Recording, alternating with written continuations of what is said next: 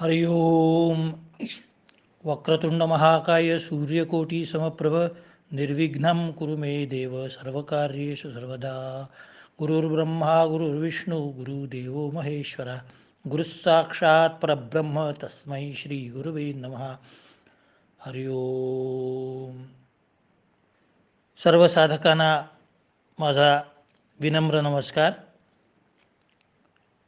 आपण ठरविल्याप्रमाणे उपनिषद अध्ययन हा एक उपक्रम आज सुरुवात करणार आहोत. पहिल्यांदा आपण उपनिषद म्हणजे काय याचा थोडासा विचार करूया. उपनिषद या शब्दाचं व्याकरण वाचस्पत्य या ग्रंथामध्ये अशा प्रमाणात दिलेलं आहे. उपनिषदती प्राप्नोति ब्रह्मात्मभावो नयः. उप अधिक नि अधिक सद अधिक क्विप प्रत्यय बरोबर उपनिषद. आता याचा अर्थ काय? तर संस्कृत व्याकरणामध्ये जे 22 उपसर्ग सांगितलेले आहेत. उपसर्ग म्हणजे शब्दाच्या अगोदर लावायचे आणि शब्दानंतर जे लावायचे त्याला प्रत्यय म्हणतात. जसं उपमुख्याध्यापक, उपमुख्यमंत्री, तसं उपनिषद. उपनिषद म्हणजे काय? उप याचा अर्थ समीप, जवळ बसणे. निषद म्हणजे बसणे, जवळ बसणे म्हणजे उपनिषद. जवळ बसून ज्ञान ग्रहण करणे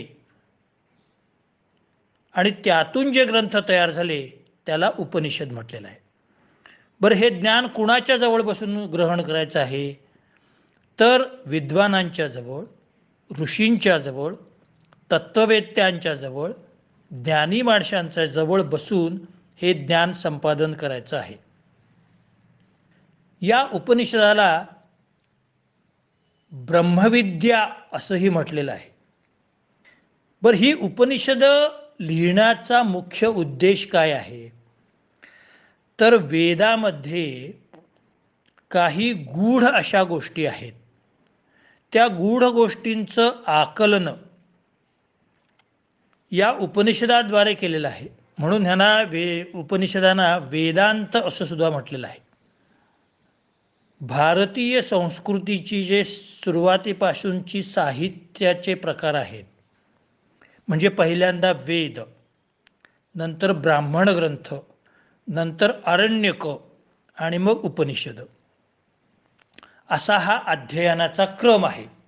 म्हणजे जे गुरुगृही जाऊन पूर्वी अध्ययन करायचे त्यांना पहिल्यांदा वेद शिकवायला जायचे, त्यानंतर ब्राह्मण ग्रंथ शिकवायचे, ब्राह्मण ग्रंथ शिकवल्यानंतर अरण्यक शिकवायचे आणि मग उपनिषद शिकवली जात असत. वेद आता आपल्या सगळ्यांना माहीत आहेत. ऋग्वेद, अथर्ववेद, सामवेद आणि यजुर्वेद. ब्राह्मण ग्रंथ म्हणजे काय?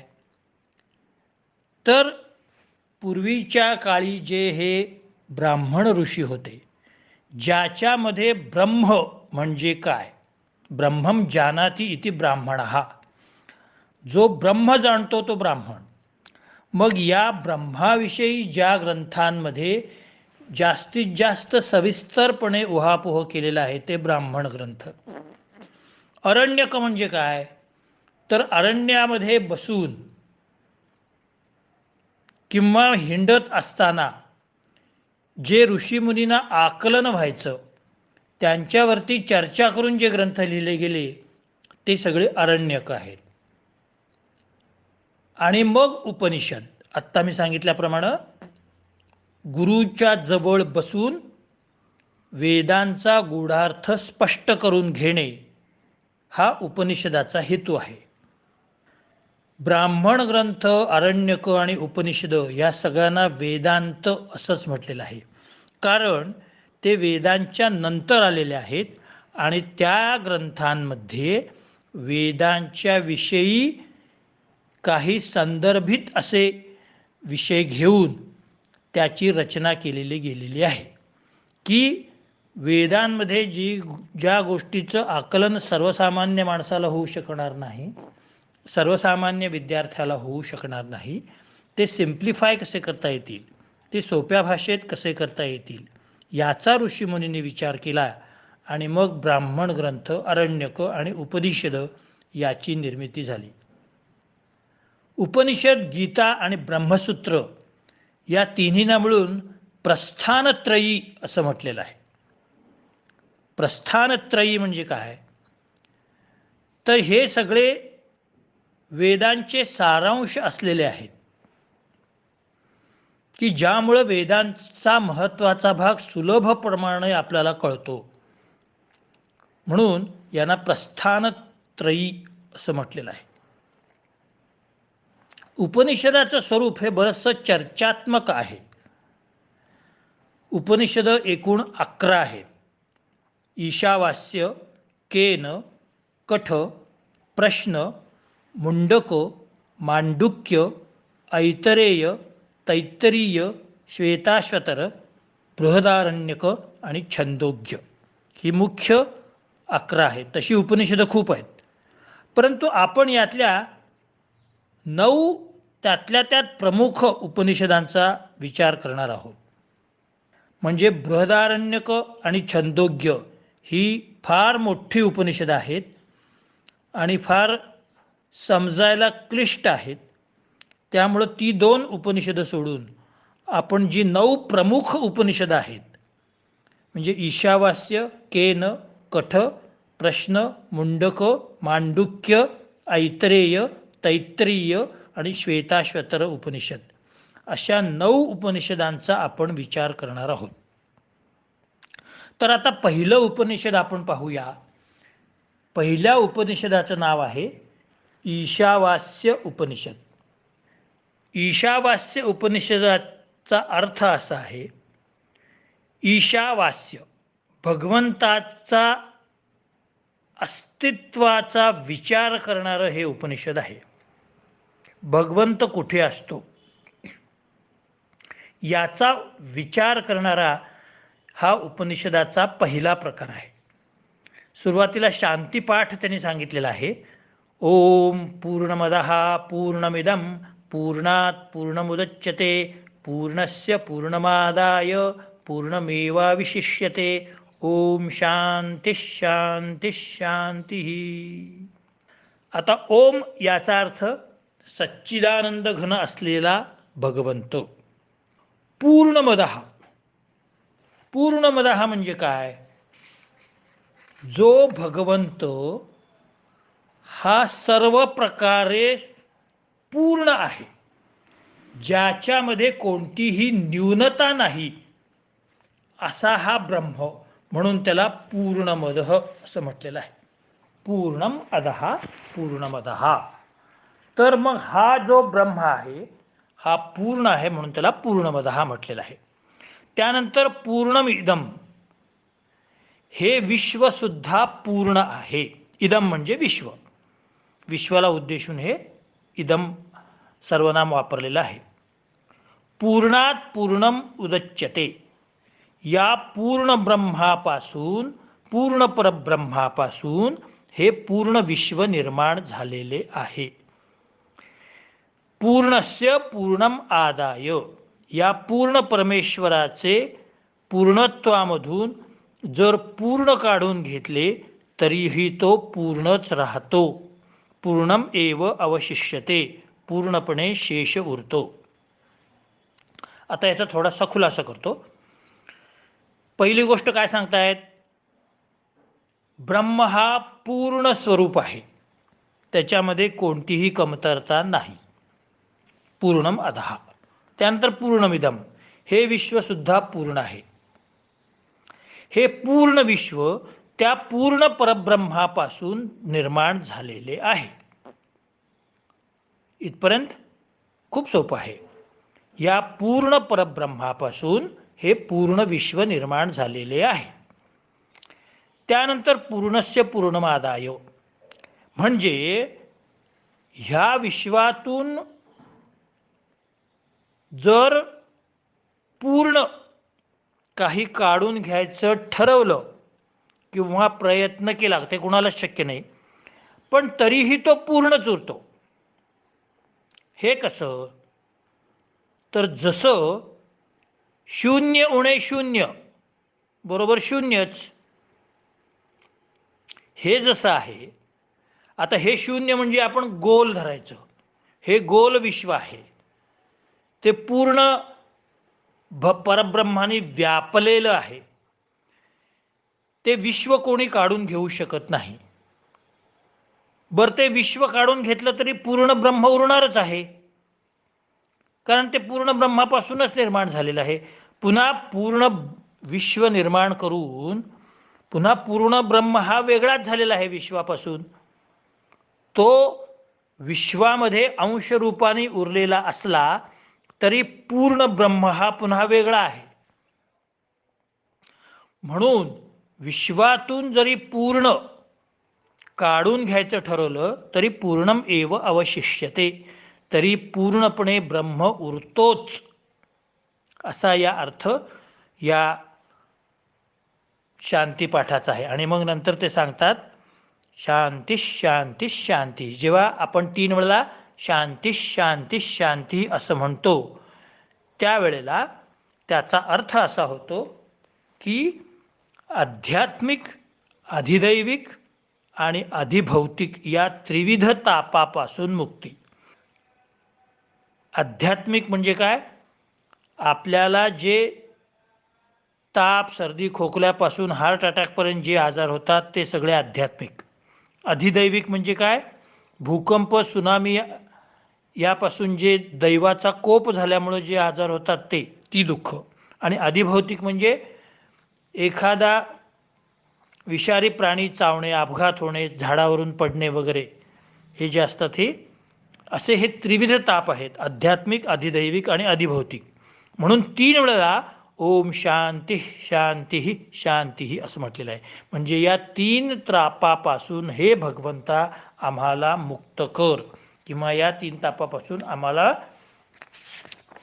संरक्षण दे.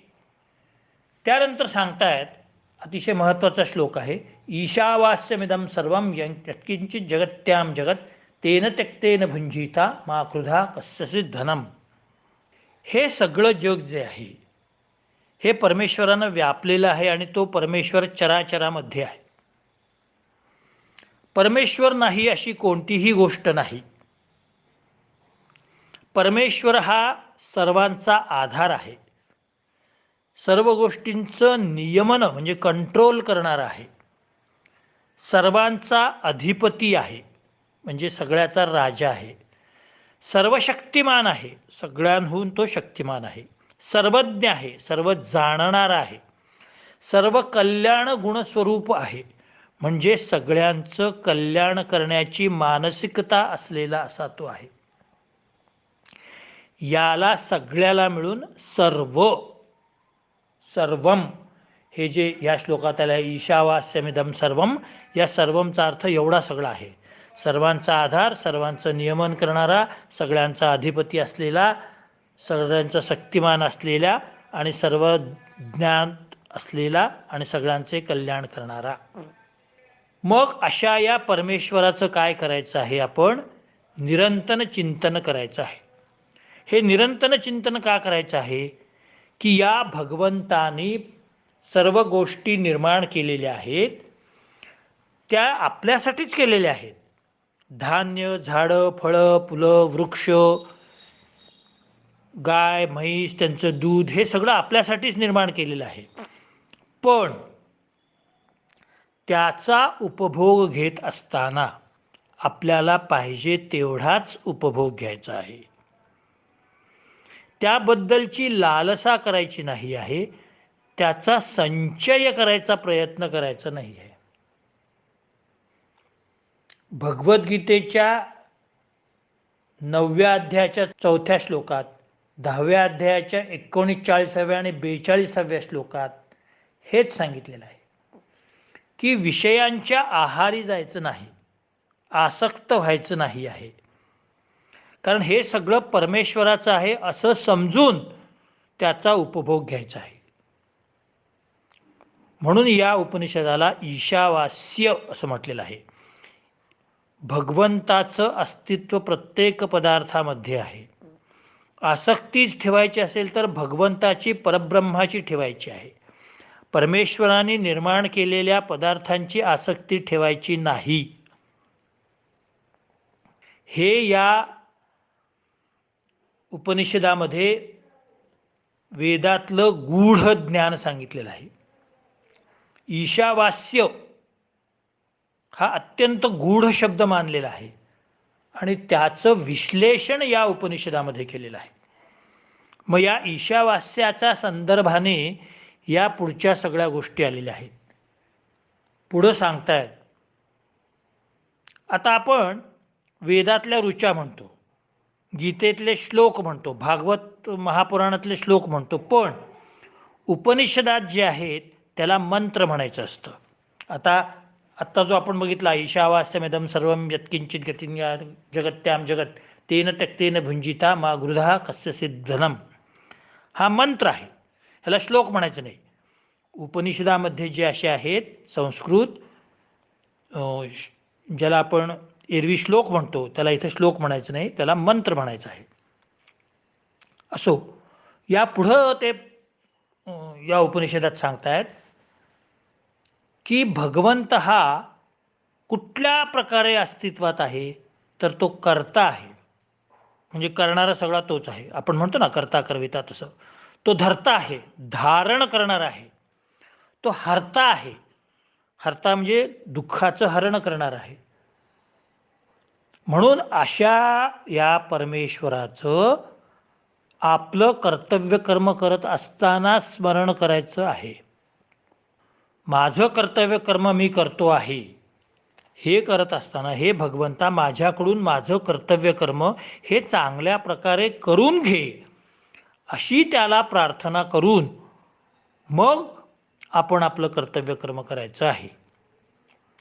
आणि पुढं भगवंताला आपण जे कर्म केलेलं आहे ते समर्पित करायचं आहे. इदन्न मम, या कर्मामधून जे मला मिळतंय त्याचा भोग मी घेणार नाही, तो भोगसुद्धा मी तुलाच अर्पण करतो आहे. आपण नैवेद्य दाखवतो म्हणजे काय करतो?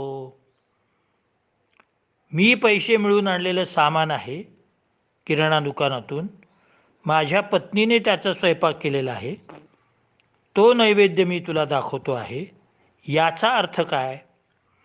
की मी जे काही माझं कर्तव्य केलेलं आहे, माझ्या पत्नीने जे मी कर्तव्य केले, तिने जे कर्तव्य केलेलं आहे, या दोघांचं मिळून जे हे नैवेद्य आहे, ते नैवेद्य इदन्न मम, हे माझं नाही, हे आमचं नाही, हे तुझंच आहे, तूच दिलेलं आहे. हे मी केलेलं आहे म्हणलं की त्यामध्ये अहंकार येतो. मी चांगल्या प्रकारचे तांदूळ आणले, मी चांगल्या प्रकारची भाजी आणली म्हणून तुझा स्वयंपाक झाला, असा पुरुषांना अहंकार येऊ नये.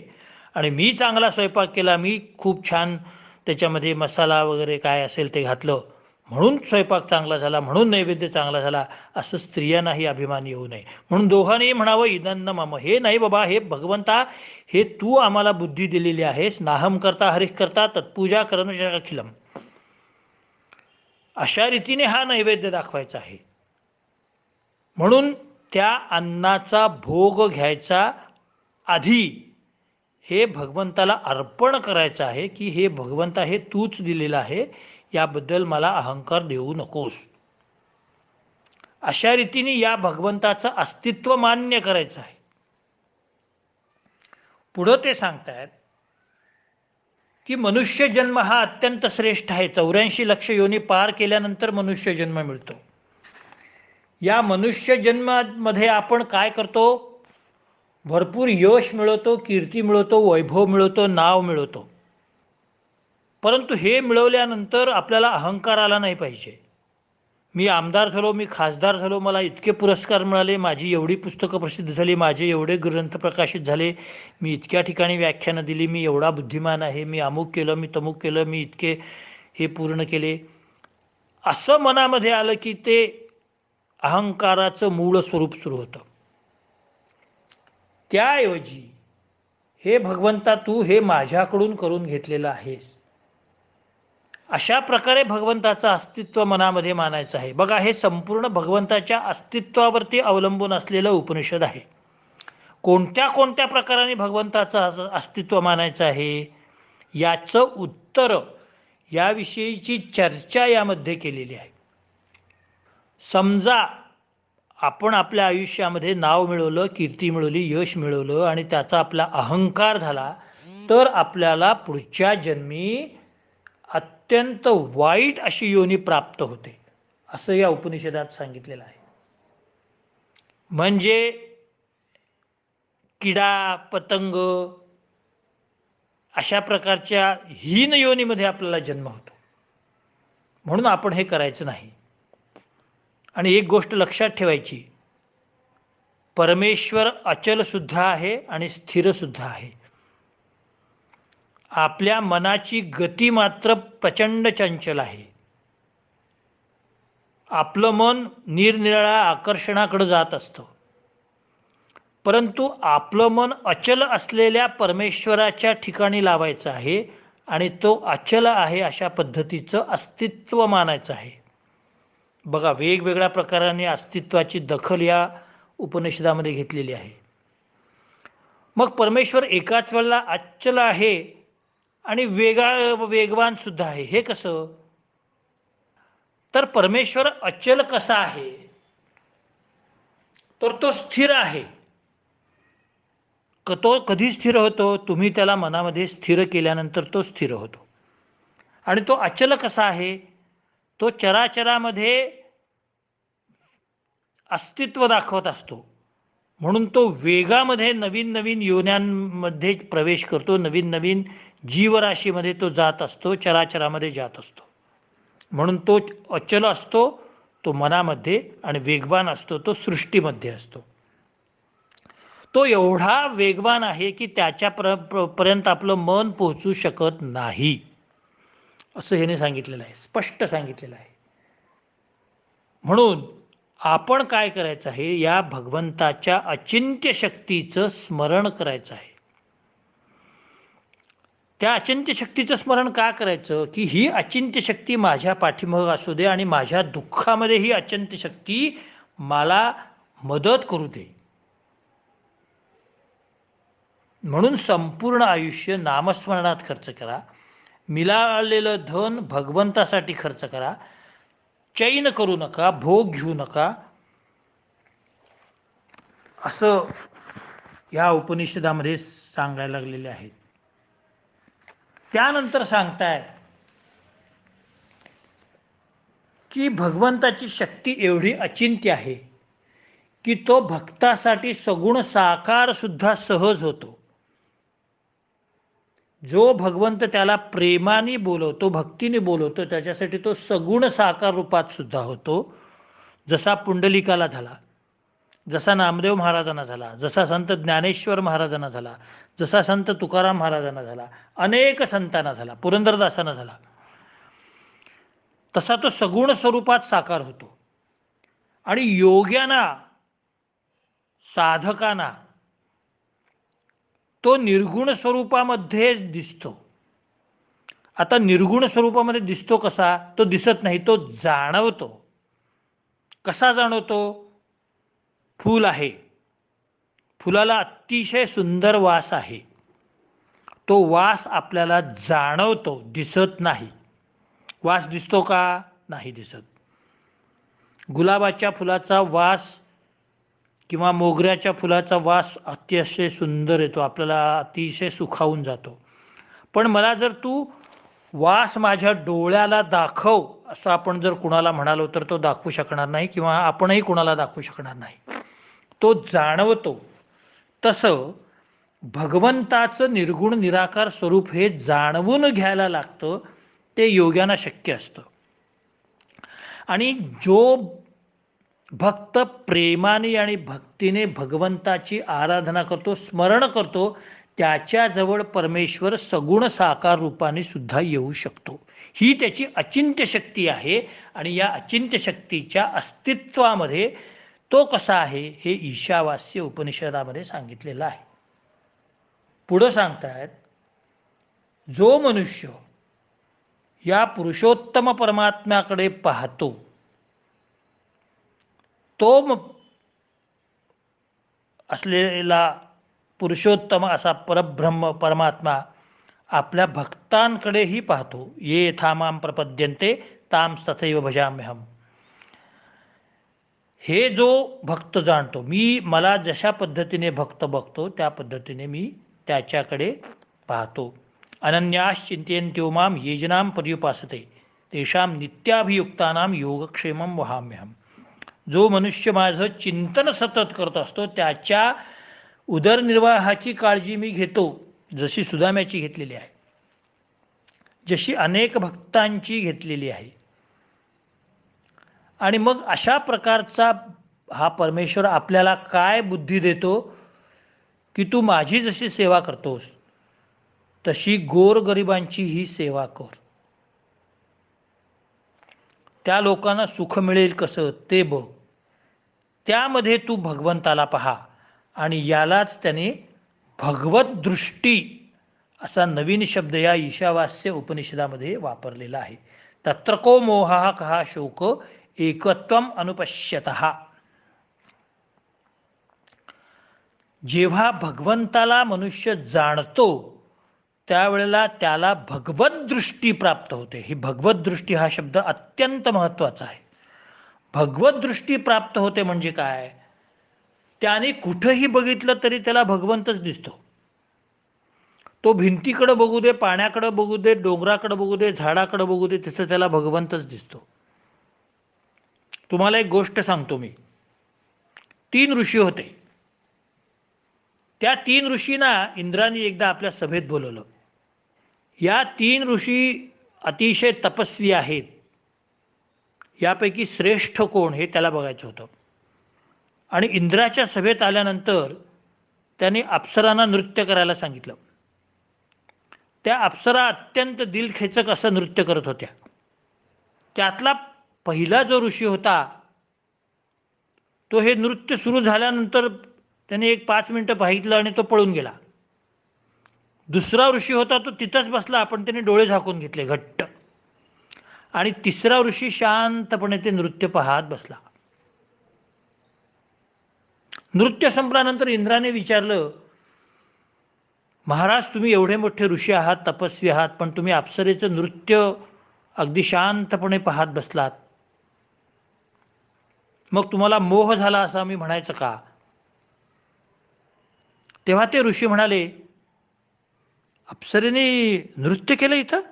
मला नाही माहिती, कारण मला भगवंतच दिसत होता तिथं. ही भगवंत दृष्टी आहे. आणि मग इंद्राने सांगितले की हे ऋषी श्रेष्ठ आहेत.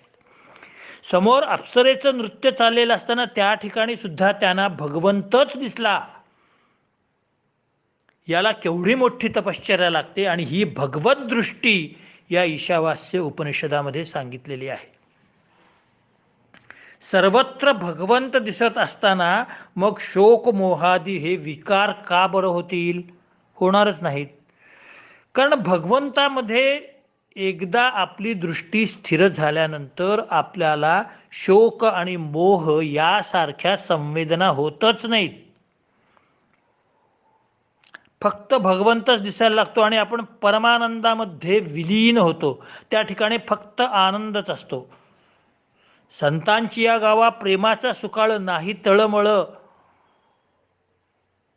काही नसतं तिथं. तसं या भगवंताची दृष्टी प्राप्त झाल्यानंतर त्या ठिकाणी काहीही आपल्याला दुसरं दिसत नाही. शुभ आणि अशुभ अशा वेगळ्या भावना आपल्याला जाणवत नाहीत. षड्रिपू आपल्यापासून दूर राहतात. हा भगवंत सगळ्यांना पाहतो, तो सगळं जाणतो, तो सगळ्यांचा मालक आहे, तो सगळ्यांचा अधिपती आहे, तो राजा आहे, तो आपल्याला वाईट कर्मापासून दूर ठेवणार आहे. अशाबद्दलची भगवंताबद्दलची दृष्टी जेव्हा निर्माण होते तेव्हा ती दृष्टी आपल्या मनाला भगवंताकडेच वळवावी लागते. आणि आपण वळतोच.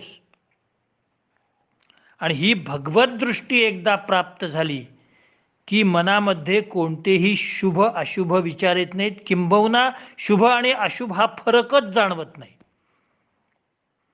कुठलंही तारतम्य जाणवत नाही, चांगली आणि वाईट संवेदना जाणवत नाही.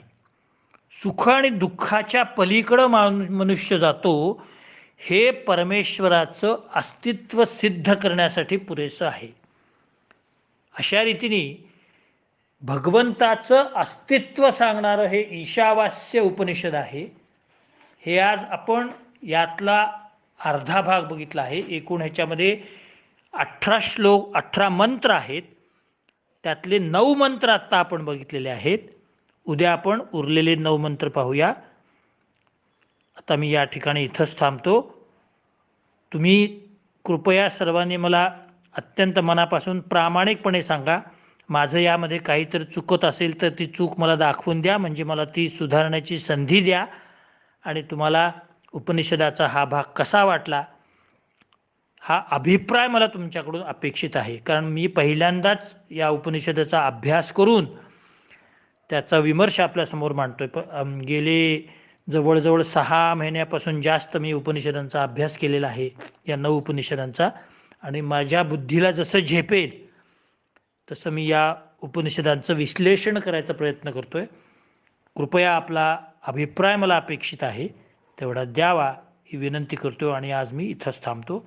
उद्या ईशावास्य उपनिषदाचा उरलेला भाग आपण पाहूया. हरिओम.